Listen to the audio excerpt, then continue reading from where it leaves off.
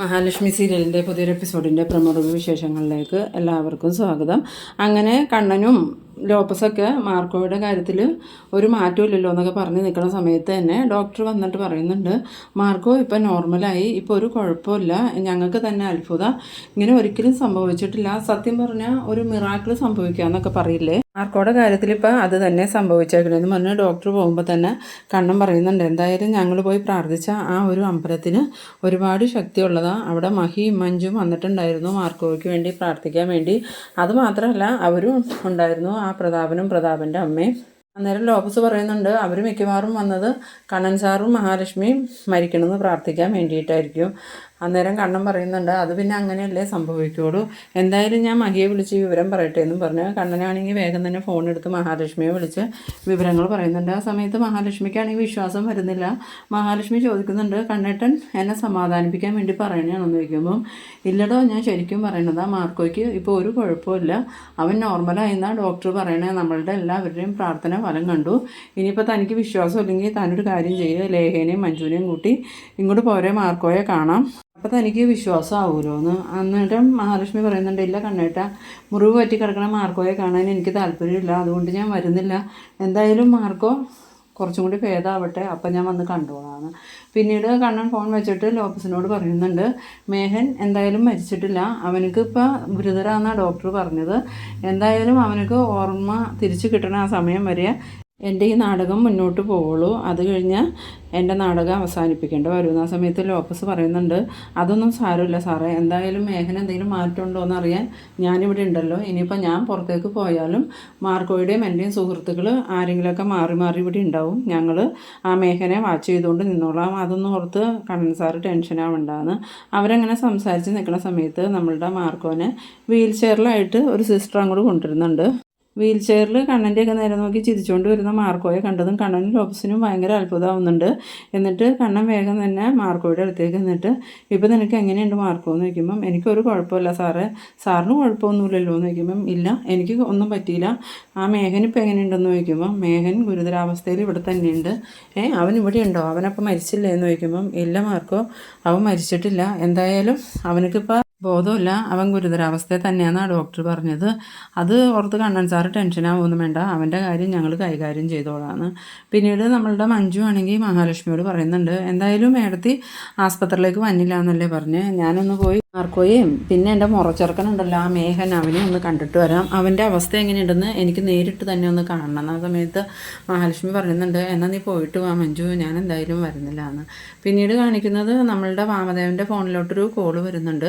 Call എടുത്തതും മേഘനാഥൻ്റെ അച്ഛനല്ലേ എന്ന് ചോദിക്കുമ്പം, അതെ, നിങ്ങളാരാന്ന് ചോദിക്കുമ്പോൾ, ഞാൻ ആസ്പത്രിയിൽ നിന്നാണ് വിളിക്കണേ, നിങ്ങളുടെ മകൻ പരിക്ക് പറ്റി ഗുരുതരാവസ്ഥയിൽ ഇവിടെ ഹോസ്പിറ്റലിൽ അഡ്മിറ്റാണ്, നിലവിലിപ്പോൾ സർജറി കഴിഞ്ഞ് ICUവിൽ ആളുള്ളത്, എൻ്റെ മോനെ എങ്ങനെയുണ്ട് ഡോക്ടറെ എന്ന് ചോദിക്കുമ്പോൾ, ഒന്നും പറയാറായിട്ടില്ല, നിങ്ങളാരെങ്കിലും എത്രയും പെട്ടെന്ന് ആസ്പത്രിയിലേക്ക് വരാൻ പറയണം. ആ സമയത്ത് രാമദേവൻ ഫോൺ വെച്ചതും സീമന്തിനി എന്ന് പറഞ്ഞ് വിളിക്കുന്നുണ്ട്. ആ സമയം സീമന്തിനി വന്നിട്ട്, എന്താ മനുഷ്യൻ നിങ്ങളിങ്ങനെ നടന്ന് വിളിച്ചു പോകണേന്ന് ചോദിക്കുമ്പോൾ, മേഘനെന്തോ അപകടം പറ്റി അവൻ ആസ്പത്രിയിലാണെന്നും പറഞ്ഞ് ഒരു ഡോക്ടർ വിളിച്ചിട്ടുണ്ടായിരുന്നു, നീ എത്രയും പെട്ടെന്ന് ആസ്പത്രിയിലേക്ക് ചെല്ലുന്നു. ആ സമയത്ത് സീമന്തിന് ചോദിക്കുന്നുണ്ട്, അതിനവൻ തോമസ് ഡോക്ടറുടെ ആസ്പത്രിയിൽ ചികിത്സയിലല്ലായിരുന്നോ, പിന്നെ എങ്ങനെയാണ് അവനക്ക് ആക്സിഡൻറ്റ് പറ്റിയെന്ന് വയ്ക്കുമ്പം, അതൊന്നും എനിക്കറിയില്ല, ഇനിയിപ്പോൾ മഹാലക്ഷ്മിയെ കൊല്ലാൻ വേണ്ടിയിട്ടെങ്ങാനും പോയിട്ട് ആ മാർക്കോ എന്തെങ്കിലും ചെയ്തതാണോന്നും അറിയില്ല, എന്തായാലും നീ വേഗം തന്നെ ആസ്പത്രിയിലേക്ക് ചെല്ലുക, ഞാനിപ്പോൾ ഈ അവസ്ഥയിൽ എങ്ങനെ വരാനാന്ന് ചോദിക്കുമ്പം, ഞാൻ അപ്പോഴേ പറഞ്ഞതോ അച്ഛനോടും മോനോടും ആവശ്യമില്ലാത്തതിനൊന്നും നടക്കണ്ടെന്ന്, അതെങ്ങനെയാണ് മോനെ ഇത് ഒക്കെ പറഞ്ഞ് വിശ്വസിപ്പിച്ച് നിർത്തിയിരുന്നത് അച്ഛനല്ലേ, കണ്ണൻ്റെ സ്വത്ത് കിട്ടുമെന്നും പറഞ്ഞുകൊണ്ടിരുന്നിട്ട് അത് കിട്ടിയുമില്ല,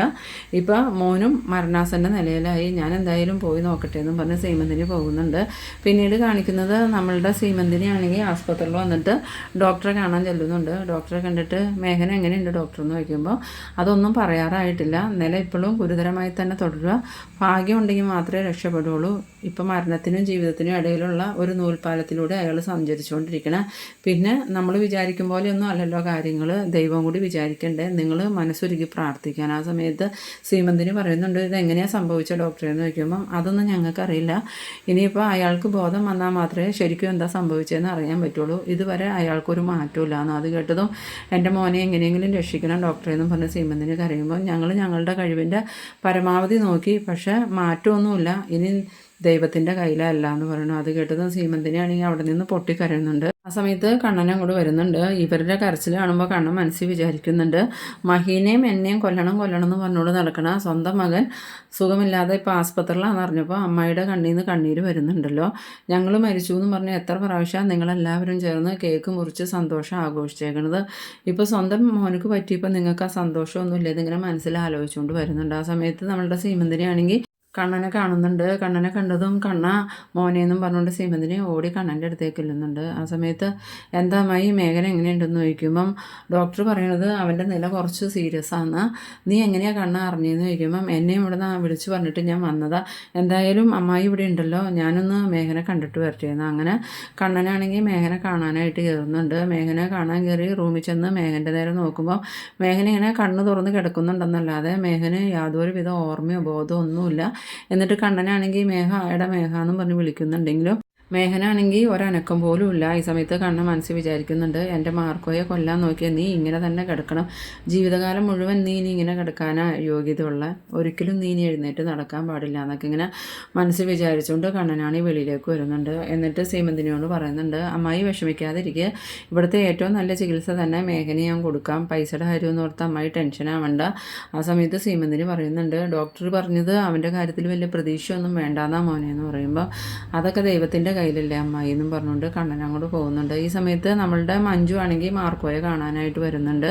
മഞ്ജു വെളിയിൽ വന്നതും ലോപ്പസിനെ കണ്ടിട്ട് ലോപ്പസെ മാർക്കോ എവിടെയാണെന്ന് ചോദിക്കുമ്പോൾ മാർക്കോയെ റൂമിലേക്ക് മാറ്റി. ഇപ്പോൾ മാർക്കോയ്ക്ക് എങ്ങനെയുണ്ടെന്ന് ചോദിക്കുമ്പോൾ മാർക്കോയ്ക്ക് ഇപ്പോൾ കുഴപ്പമൊന്നുമില്ല, കണ്ണൻ സാറിൻ്റെയും മഹാലക്ഷ്മിയുടെയും മഞ്ജുവിൻ്റെയും എല്ലാവരുടെയും പ്രാർത്ഥന കൊണ്ട് മാർക്കോ എല്ലാം റിക്കവർ ചെയ്ത് വന്നു. ഡോക്ടർക്ക് തന്നെ ഭയങ്കര അത്ഭുതമായിപ്പോയി. ഡോക്ടർ പറയും പ്രതീക്ഷിച്ചില്ല മാർക്കോ ഇത്ര പെട്ടെന്നൊന്നും ഈ ഒരു രീതിയിലാകുമെന്ന്. എന്തായാലും എൻ്റെ ഏടത്തിയുടെയും ഏട്ടൻ്റെയും പ്രാർത്ഥനയാണെന്ന് മഞ്ജു പറയുമ്പം അത് മഞ്ജു പറഞ്ഞത് നേരെ അവരത്ര അധികം മാർക്കോയുടെ ജീവന് വേണ്ടി പ്രാർത്ഥിച്ചിട്ടുണ്ട്. എന്തായാലും മഞ്ജു ആ മാർക്കോയുടെ റൂമിലേക്ക് പോകാമെന്നും പറഞ്ഞ് ഈ ലോപ്പസാണെങ്കിൽ മഞ്ജുവിനെ വിളിച്ചുകൊണ്ട് മാർക്കോയുടെ റൂമിലേക്ക് പോകുന്നുണ്ട്. പോണ വഴിക്ക് മഞ്ജു ചോദിക്കുന്നുണ്ട്, ലോപ്പസെ ആ മേഘന എങ്ങനെയുണ്ട് ഇപ്പോൾ എന്ന് ചോദിക്കുമ്പം അവൻ്റെ നില ഭയങ്കര ഗുരുതരമാണെന്നാണ് പറഞ്ഞത്, ഇനിയിപ്പോൾ അവൻ ജീവിതത്തിലേക്ക് തിരിച്ചു വരുന്ന കാര്യത്തിലും ഡോക്ടർക്ക് ഉറപ്പൊന്നുമില്ല. എന്ന സമയത്ത് മഞ്ജു പറയുന്നുണ്ട്, ഒന്നിലെ അവൻ ചാവട്ടെ, അല്ലെങ്കിൽ അവൻ ജീവിതകാലം മുഴുക്ക ജീവശവമായിട്ട് ഇങ്ങനെ തന്നെ കിടക്കട്ടെ, ഒരിക്കലും അവനിനി ജീവിതത്തിലേക്ക് തിരിച്ചു വരരുത്. അവൻ ജീവിതത്തിലേക്ക് തിരിച്ചു വന്നാൽ എൻ്റെ കണ്ണേട്ടൻ്റെയും ഏടത്തിയുടെയും എല്ലാ സന്തോഷവും അവനില്ലാണ്ടാക്കും. ആ സമയത്ത് ലോപ്പസ് പറയുന്നുണ്ട്, അത് മാത്രമല്ല മഞ്ജു, കണ്ണൻ സാറ് നടക്കുമെന്നുള്ള വിവരം അവൻ എങ്ങനെയോ അറിഞ്ഞിട്ടുണ്ട്, അതുകൊണ്ട് കണ്ണൻ സാറിനെ കൊല്ലാൻ വേണ്ടിയിട്ടാണ് അവനൊന്ന് കണ്ണൻ സാറിനെയും വിളിച്ചുകൊണ്ട് പോയത്. അതിപ്പോൾ ഇങ്ങനെയുമായി. ഇനിയിപ്പോൾ എന്തായാലും അവൻ പഴയ ജീവിതത്തിലേക്ക് തിരിച്ചു വരാതെ നോക്കേണ്ടത് എൻ്റെ മാർക്കോയുടെ ഞങ്ങളുടെ സുഹൃത്തുക്കളുടെ ഒക്കെ ഉത്തരവാദിത്തം. അവനക്ക് എന്തെങ്കിലും ഒരു മാറ്റം ഉണ്ടായാൽ അപ്പം തന്നെ അവനെ തീർത്ത് കളയാനുള്ള വഴി ഞങ്ങൾ നോക്കിക്കോളാം. ആ സമയത്ത് മഞ്ജു പറയുന്നുണ്ട്, അത് തന്നെ ലോപ്പസേ വേണ്ടത്, ഇനി ഒരിക്കലും അവൻ എഴുന്നേറ്റ് നടക്കരുത്. അതുപോലെ തന്നെ കണ്ണേട്ടൻ നടന്നു തുടങ്ങിയ വിവരം അവൻ്റെ വായിൽ നിന്ന് ആരും അറിയാനും പാടില്ല.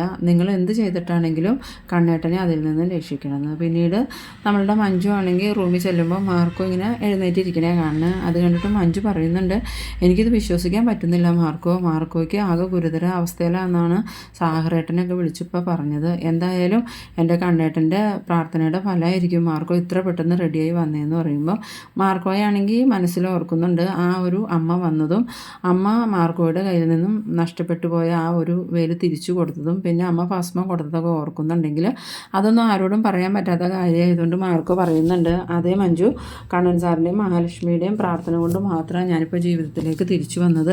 എന്തായാലും മാർക്കോയ്ക്കൊന്നും സംഭവിച്ചില്ലല്ലോ. ഏടത്തിയാണെങ്കിൽ അത് അറിഞ്ഞപ്പോൾ തൊട്ട് ഒരേ കരച്ചിലായിരുന്നു എന്ന് പറയുമ്പോൾ മാർക്കോ പറയുന്നുണ്ട്, മഹാലക്ഷ്മിയോട് പറഞ്ഞേരെ എനിക്ക് കുഴപ്പമൊന്നുമില്ല എന്ന് പറയുമ്പോൾ കണ്ണേട്ടം വിളിച്ച് പറഞ്ഞായിരുന്നു. എന്നിട്ട് മഹാലക്ഷ്മി എന്താ കാണാൻ വരാത്തതെന്ന് ചോദിക്കുമ്പോൾ മഞ്ജു പറയുന്നുണ്ട്, മുറിവ് പറ്റിക്കിടക്കണം മാർക്കോയെ കാണാൻ ഏടത്തിക്ക് ഇഷ്ടമല്ലാത്തതുകൊണ്ടാണ് ഏടത്തി വരാത്ത.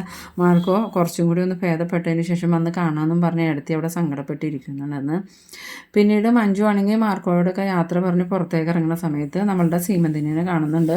സീമന്തിനെ കണ്ടതും മഞ്ജു ഇങ്ങനെ മനസ്സിൽ വിചാരിക്കുന്നുണ്ട്, ആ അസുരൻ ഗുരുതരാവസ്ഥ കിടക്കുന്നതുകൊണ്ട് വന്ന് നിൽക്കണിയായിരിക്കും. എന്തായാലും ഇവർക്ക് അങ്ങനെ തന്നെ വേണം. എൻ്റെ കണ്ണേട്ടൻ്റെയും ഏടത്തിയുടെയും മരണം കാണാൻ നടക്കുന്നവരല്ലേ, സ്വന്തം മകൻ്റെ മരണം കണ്ട് സന്തോഷിക്കട്ടെ എന്നൊക്കെ ഇങ്ങനെ മനസ്സിൽ വിചാരിച്ചുകൊണ്ട് സീമന്തിനിയുടെ അടുത്തേക്ക് വരുന്നുണ്ട്. എൻ്റെ സീമന്തിനിയുടെ അടുത്ത് വന്നിട്ട് എന്താ അമ്മായി എന്താ പിടിയെന്ന് ചോദിക്കുമ്പോൾ അത് നീ അറിഞ്ഞില്ലേ, മേഘനെ ഇവിടെ ഒരു ആക്സിഡൻറ്റ് പറ്റിക്കൊടുന്ന് ICUവിൽ കിടത്തിയേക്കാം, അവനക്ക് ഗുരുതരാവസ്ഥയാണ്. ആ സമയത്ത് മഞ്ജു പറയുന്നുണ്ട്, ഓ അപ്പോൾ കണ്ണേട്ടനെ ഏടത്തി ഞാൻ കൊല്ലാൻ നടക്കൽ കഴിഞ്ഞിട്ട് ഇപ്പോൾ അയാളാണ് ഇപ്പോൾ ICUവിൽ കിടക്കണത്. പല പ്രാവശ്യം കണ്ണേട്ടനെ ഏടത്തിനെയും മേഘം കൊല്ലാൻ നോക്കിയതല്ലേ. അന്നൊക്കെ അമ്മായിക്കൊക്കെ എന്തൊരു സന്തോഷമായിരുന്നു.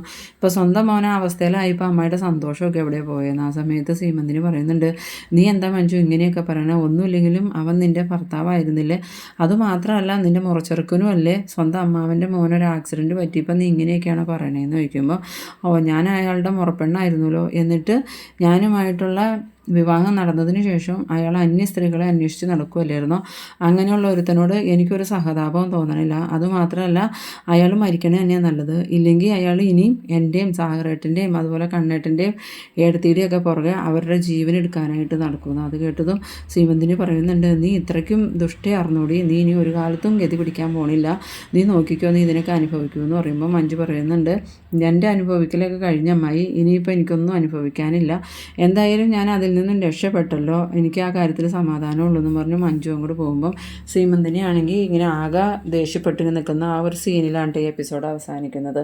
അപ്പോൾ നിങ്ങളെൻ്റെ വീഡിയോ ആദ്യമായി കാണുന്നവരാണെങ്കിൽ ചാനലൊന്ന് സബ്സ്ക്രൈബ് ചെയ്യാനും ഇഷ്ടമായാൽ ലൈക്ക് ചെയ്യാനും ഷെയർ ചെയ്യാനും മറക്കരുത്. അപ്പോൾ ഇതുപോലെ ഇൻട്രസ്റ്റിംഗ് ആയിട്ടുള്ള അടുത്തൊരു എപ്പിസോഡുമായി നമുക്ക് വീണ്ടും കാണാം. അതുവരേക്കും ബൈ ബൈ.